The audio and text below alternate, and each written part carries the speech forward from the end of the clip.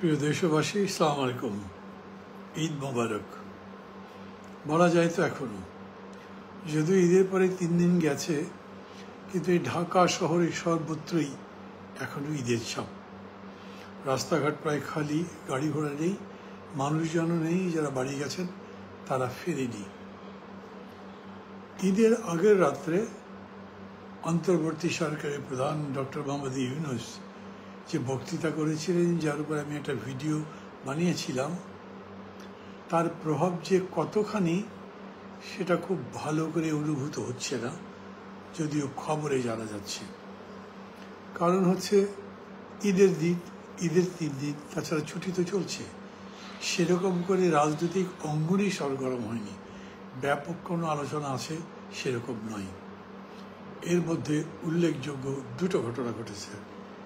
এক হচ্ছে রাষ্ট্রপতি প্রাক্তন জনাব মোহাম্মদ হামিদ গেছেন দেশের বাইরে, আবার ফিরে এসেছেন।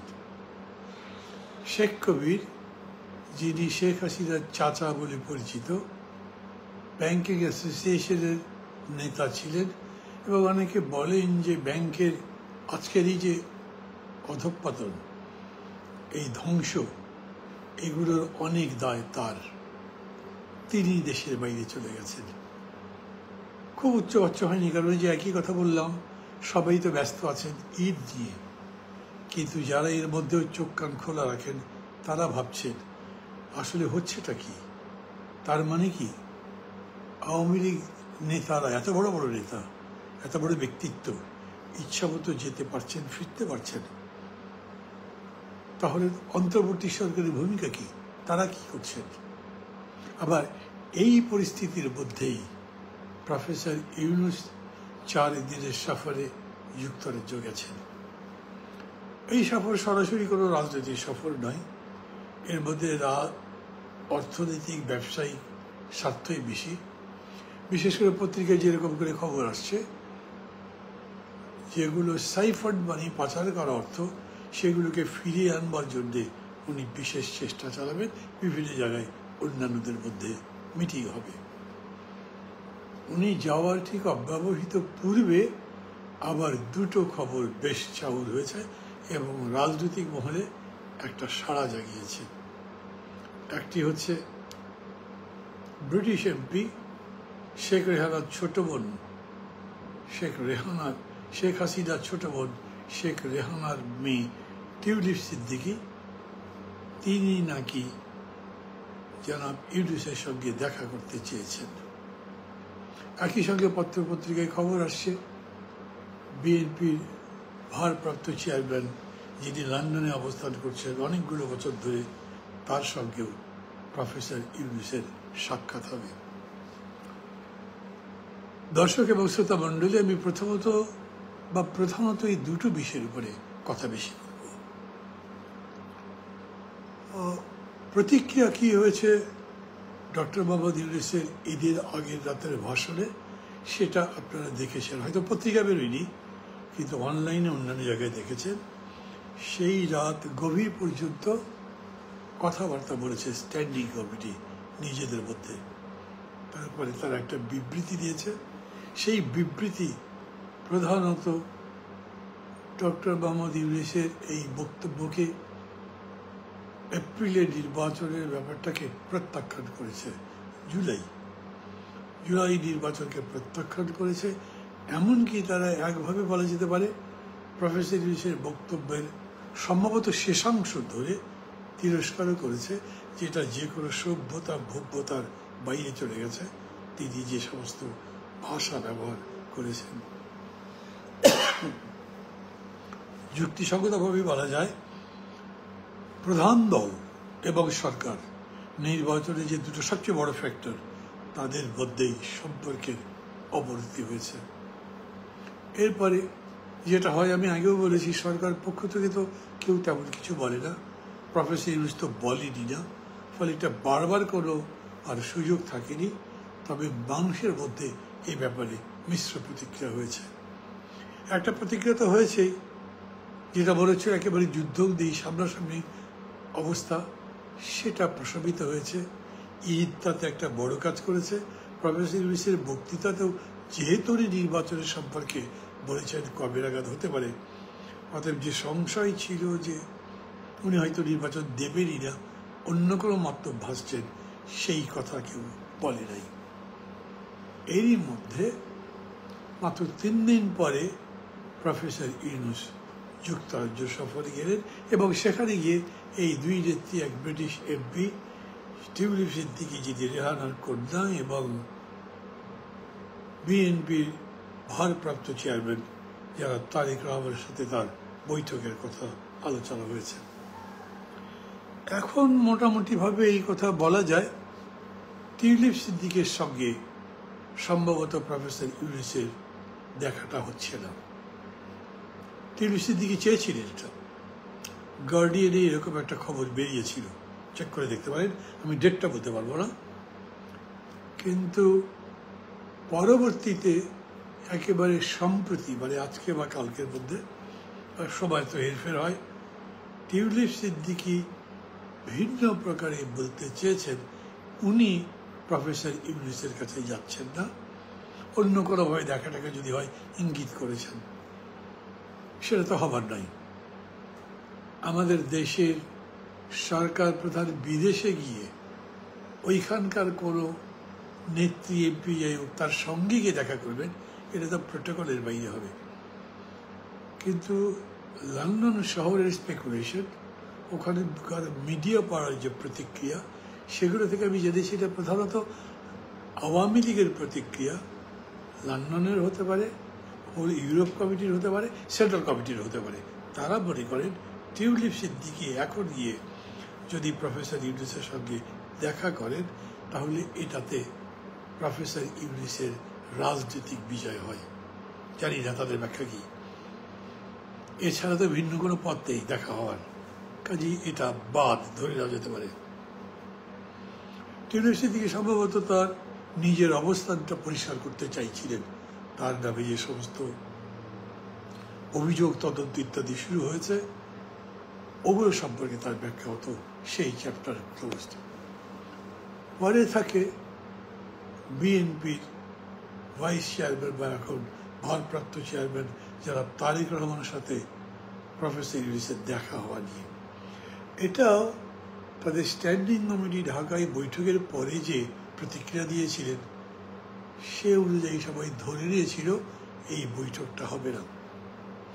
এরকমও পত্রিকায় আজকে খবর এসছে, পত্রিকায় মানে অনলাইনেই তো এখন সব, তাছাড়াও ফেসবুকে অন্যান্য মাধ্যমে খবর এসেছে যে ঢাকায় গতকালকে যে স্ট্যান্ডিং কমিটির বৈঠক হয়েছে, সেখানে স্ট্যান্ডিং কমিটির বেশ কয়েকজন সদস্য, কোনো কোনো প্রভাবশালী সদস্য রীতিমতো বেঁকে বসেছেন। এই ব্যাপারে কোনো বৈঠক হওয়ার প্রশ্নই আসে না যদি তিনি ডিসেম্বর নির্বাচন মেনে না নেন, তার মানে বৈঠকটা বাদ হয়ে যায়। কিন্তু কমেন্ট করা তো মুশকিল, ভালো খবর না খারাপ খবর, আমার কাছে ভালো আপনার কাছে নয়, এক দলের কাছে ভালো আর এক দলের কাছে নয়, অনেকগুলো দলের কাছে বা কয়েকটা দলের কাছে ভালো, কিন্তু বিএনপির কাছে নয়। তারা তো মনে করে যে যেরকম করে প্রফেসর ইউনূস নির্বাচন চাপিয়ে দেওয়ার চেষ্টা করছেন, তার বিরুদ্ধে আন্দোলন করা দরকার। অতএব তাদের কাছে খবরটা কেমন ছিল তা জানি না, তারা প্রায় অনড় অবস্থান নিয়েছিলেন তারেক জিয়ার সঙ্গে প্রফেসর ইউনূসের এই দেখা হবে না। কিন্তু তারপরেও পত্রপত্রিকায় বা মিডিয়াতে খবর আসে আগামী শুক্রবার এই বৈঠকটা হচ্ছে। খেয়াল করবেন দর্শক মণ্ডলী, আমি খোঁজার চেষ্টা করেছি, খুব বিস্তারিত এখান থেকে খোঁজা তো সম্ভব নয়, কিন্তু আমাদের সরকার তরফ থেকে বা লন্ডনে আমাদের সরকারে যারা আছে, প্রফেসর ইউনূস বা তার প্রতিনিধি, তাদের পক্ষ থেকে এখন পর্যন্ত এই বৈঠক কনফার্ম করা হয়নি। এটা যে হবেই এরকম তারা বলেন, কিন্তু নিউজ তো গেছে, ধারণা করা হচ্ছে যে পত্রপত্রিকাতে নিউজ দিয়েছে যে এই ব্যাপারে বেগম জিয়া সরাসরি হস্তক্ষেপ করেছেন। তার নিজের ধারণা হচ্ছে এই মুহূর্তে নির্বাচনের এই বিষয় নিয়ে এই সরকারের সঙ্গে বিশেষ করে প্রফেসর ইউনূসের যার বিশ্বব্যাপী এত বড় বিশ্বাসযোগ্যতা, আস্থা, সম্মান এখনো বহাল, তার সাথে কোনো তর্কে দ্বন্দ্বে জড়ানো বিএনপির জন্য ক্ষতিকর হবে। কি মনে করেন আপনারা? নেতৃত্বে এখন তারেক রহমান, কিন্তু সবার উপরে নেতা তো বেগম জিয়া। অর্থাৎ উনি যদি বলেন তাহলে দল সেটা মানবে, এটা ধরিয়ে দেওয়া যায়। এবং সেই হিসেবে পত্রপত্রিকাগুলোও ধারণা করেছে, নিউজ করেছে। তারই প্রভাবে শেষ পর্যন্ত তারেক রহমান এবং অন্যান্যরা এই বৈঠকে রাজি হয়েছেন। আমি সেটা ধরে নেই, পরের কথা বলি, খুব লম্বা নয়। আর এই বৈঠকে আমাদের আগ্রহ কি? বিএনপির মহাসচিব মির্জা ফখরুল ইসলাম আলমগীর বলেছেন এই বৈঠক হবে একটা turning point. How it turns, to what direction it turns, কোন দিকে যাবে? এইরকম কমেন্টের কিন্তু নেগেটিভ মিনিং সাধারণত কেউ করে না। আমরা যখন বলি কোনো একটা ঘটনা ঘটে, এটা একটা মোড় পরিবর্তন করবে, তখন ধ্বংসের দিকে নিয়ে যাবে, এটা সাধারণত মিন করা হয় না। আমার যদি বোঝার ভুল না হয়, আমি মনে করি মির্জা ফখরুল এটাকে ইতিবাচক অর্থে ব্যবহার করেছেন। আর নেতিবাচক হবে কেন? যেটাই হোক না কেন, নির্বাচন তো হতে হবে, এবং একটা সুষ্ঠু নির্বাচন হতে হবে, সবার কাছে গ্রহণযোগ্য নির্বাচন হতে হবে। তার জন্যই চেষ্টা। বিতর্ক বা তর্ক বা যদি ঝগড়াঝাটিও বলি, মন কষাকষি বলি, সেটা কেন? আমার কাছে ভালো লাগছে না তাই, কিন্তু অপরপক্ষ চেষ্টা করবে যাতে আমার মন ভালো হয়, আমিও চেষ্টা করব আমি যেন তাকে বুঝি। সেটাই তো গণতন্ত্র। বর্তমান গণতন্ত্রের সৌন্দর্য এবং প্রয়োজন এটাই।